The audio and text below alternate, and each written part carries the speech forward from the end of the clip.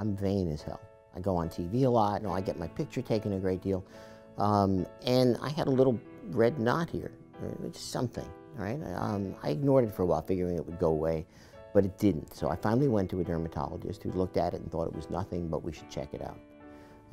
It comes back that the pathologist couldn't really tell, and they said, do something more, what's known as a Mohs test, where they go in a little bit deeper. Well, it turns out to be a rare form of cancer. It's called Merkel cell carcinoma. It's a rare, actually, skin cancer, but it's also very aggressive. And within a year, it had spread to a lymph node right here. 2 weeks, 3 weeks later, I had surgery. We removed it, right? We thought we had it. We thought we had taken out what was ever necessary. And even though this was a aggressive cancer, we thought we'd gotten it. Well, it turns out we didn't. A subsequent scan showed that it had gone actually into my brain. And at this point, I was starting to say, there's got to be something better. I mean, all we're doing is waiting every 3 months for a scan, which tells me whether or not it has recurred.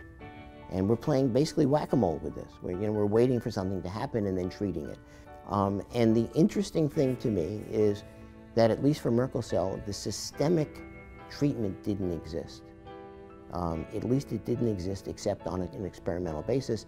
In other words, a clinical trial. And that was the point at which I said, let's go for it. Let's think about it. Let's try it. And so the clinical trial became a real option, a real favorable option on my part, because I didn't want to wait for something to happen. I wanted to get ahead of it. I wasn't being put in jeopardy.